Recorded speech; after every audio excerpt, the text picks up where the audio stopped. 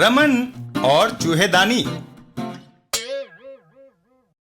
एक दिन रमन के दफ्तर में, रमन, दफ्तर में चूहे बहुत हो गए हैं, चूहेदानी खरीदनी है। Raman dumper and dumper company से बाहर चल देता है। मार्केट में जनरल स्टोर्स। चूहेदानी कितने की है? बाबूजी 10 रुपए की। चलो टेंडर देना होगा, ये दफ्तर का नियम है। रास्ते में कीमत में 5 रुपए मेरे जोड़ लेना। दफ्तर के अंदर, मैं दफ्तर का टेक्निकल एडवाइजर हूं, 100 रुपए मेरे जोड़ लेना। मैं स्टाफ इंजीनियर हूं, चूहेदानी पास करानी है तो 300 रुपए मेरे जोड़ लेना। मैं मैनेजर हूं, 500 रुपए मेरे जोड़ लेना। बिल मैं पास करूंगा, 300 रुपए अकाउंटेंट के जरूर जोड़ लेना। कमाल है। पेमेंट मुझसे लोगे, 250 रुपए कैशियर के जोड़ लेना। बॉस के पास कीमत 1475 रुपए। हमें चांदी की चूहेदानी नहीं चाहिए। हैं?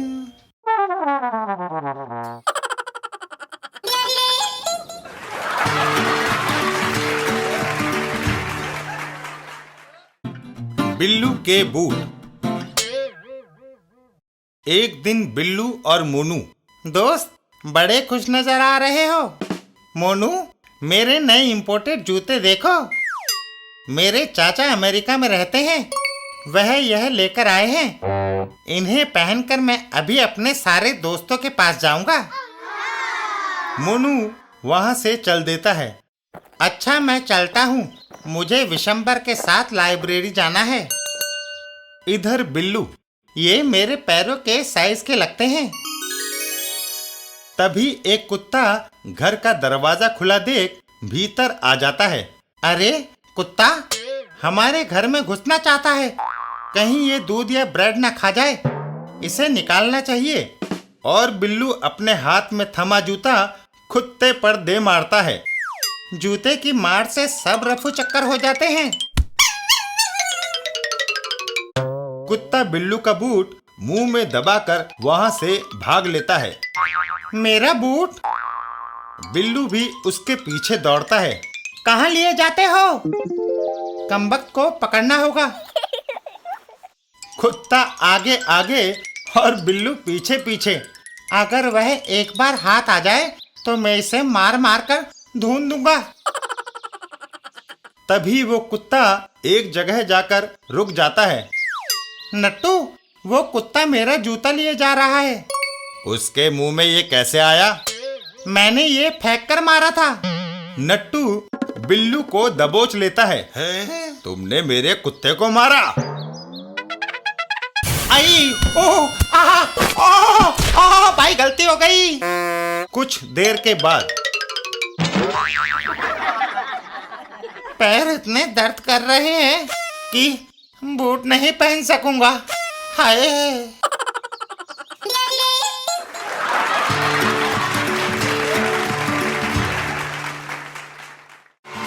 चाचा चौधरी और यह भी क्रिकेट है प्यारे। एक दिन चाचा चौधरी गुलेल में रबड़ बांध रहे थे। चाचा जी, इतनी बड़ी गुलेल किस लिए? क्रिकेट खेलने के लिए। वो आदमी ये सुनकर सोच में पड़ जाता है। गुलेल और क्रिकेट? लगता है चाचा चौधरी का दिमाग फिर गया है। क्रिकेट में गुलेल की क्या जरूरत है?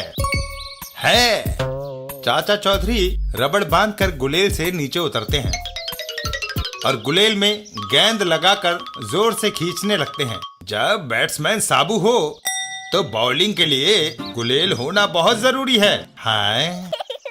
चाचा चौधरी तनी हुई गुलेल को ढीला छोड़ते हैं और बॉल रॉकेट की तरह निकलती है। साबू का एक जोरदार शॉट और बॉल आसमान में बहुत ऊंची उछल जाती है। तभी एक आदमी वहां दौड़ता हुआ आता है। चौधरी, ये आसान सा कैच है। गप्पू देव, मैं इस कैच को नहीं लूंगा, तुम चाहो तो ले सकते हो। ये सुनकर गप्पू देव दौड़ता हुआ आता है। ठीक है, अब तक मैं क्रिकेट में 99 कैच ले चुका हूँ। इस कैच के साथ मेरी सेंचुरी पूरी हो जाएगी। गप्पू देव और बॉल सीधा आकर गप्पू देव के सिर पर गिरती है और गप्पू देव को दिन में तारे नजर आ जाते हैं। इसी वजह से मैं ये कैच नहीं ले रहा था।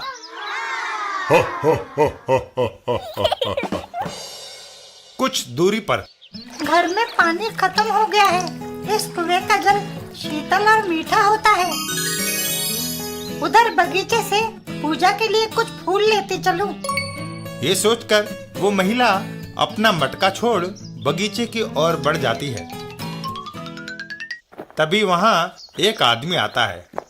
पांचू, तूने महिला के घड़े में जहर क्यों मिला दिया? खजूरा, वो महिला मेरी दूर की रिश्तेदार है। बड़ी मालदार आसामी है। इस घड़े के पानी को पीकर उसके परिवार के सारे सगे संबंधी मर जाएंगे। फिर उसकी लाखों की जायदाद का मैं अकेला वारिस बचूंगा। ये कहते हुए पांचू जहर घड़े के पानी में मिला देता है और वो बेचारी महिला घड़े को अपने सर पे उठाए अपने घर की ओर चल देती है। बस ये घड़ा उसके जीवन का आखिरी घड़ा है। इसके बाद उसे तुम इस कुएं से पानी ले जाते कभी नहीं देखोगे। इधर चाचा चौधरी, लो साबू, ये आया मेरा मीडियम पेस बॉल। साबू का एक जोरदार शॉट। बॉल सीधे जाकर उस महिला के घड़े से टकराई और घड़ा टूट गया। बदतमीज, तुम्हारी गेंद ने मेरा घड़ा तोड़ दिया। तुम्हारा घड़ा टूटने का हमें अफसोस है, पर जो होता है अच्छा ही होता है। क्या मतलब? अभी पता चल जाएगा। तभी एक प्यासा कुत्ता वहां आकर घड़े से बिखरा हुआ पानी पीने लगता है।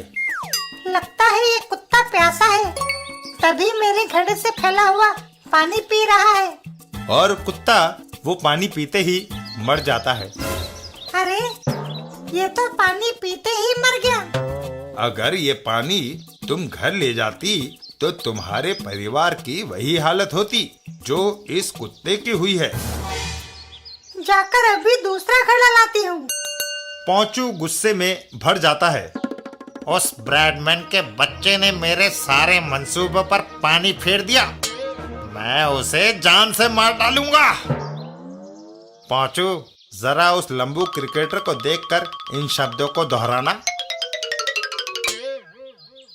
मैं उसका काम तमाम इस मिनी बम से करूंगा। पांचू एक बम को एक बॉल के अंदर फिक्स करता है। इस प्लास्टिक की गेंद को खोलकर इसमें मिनी बम रखा और गेंद को पहले जैसा बंद कर दिया। जब गेंद उस गुलाल से बैट्समैन की तरफ फेंकी जाएगी तो उतनी ही मार करेगी जितना कि तोप का गोला। और पांचू तेजी से चाचा चौधरी और साबू की तरफ बढ़ता है। पीछे हट जाओ, तुमने घटिया बॉलिंग की और उसे आउट ना कर सके। मैं तुम्हें दिखाता हूँ कि बैट्समैन को कैसे आउट किया जाता है। अच्छा, तुम्हें भी देखें। ये लो गेंद। चाचा चौधरी अपने हाथ में थमी हुई बॉल उसकी ओर बढ़ाते हैं। उससे नहीं, अपनी गेंद से मैं लंबू को आउट करूंगा। इस गेंद से मैं गैरी सोबर्सलाउड और गावस्कर जैसों को आउट कर चुका हूँ। ये सुनकर चाचा चौधरी हामी भर देते हैं। तो ठीक है, मैं विकेटों के पीछे जाता हूँ। पांचू बॉल कराने की तैयारी करता है। इन दोनों की जिंदगी की इनिंग समाप्त होने जा रही है। पांचू पूरी ताकत से रबड़ में बॉल को लगाकर खींचता है, पर पांचू की बदकिस्मती से वो रबड़ टूट जाता है। ओह, रबड़ टूट गया और एक जोरदार धमाका वहां गूंज उठता है। अरे, ये कैसे हो गया? तुम तो विश्व के नामी क्रिकेटरों को आउट कर चुके हो। इस बार मैं खुद ही आउट हो गया। हाय। थोड़ी देर बाद अस्पताल के बाहर, पांचों शुक्र मनाओ कि गेंद में तुमने मिनी बम रखा था। अगर बड़ा बम रखा होता तो तुम इस दुनिया से कूच कर गए थे। इधर चाचा चौधरी और साबू, चलो आज की इनिंग हम यहीं समाप्त करते हैं।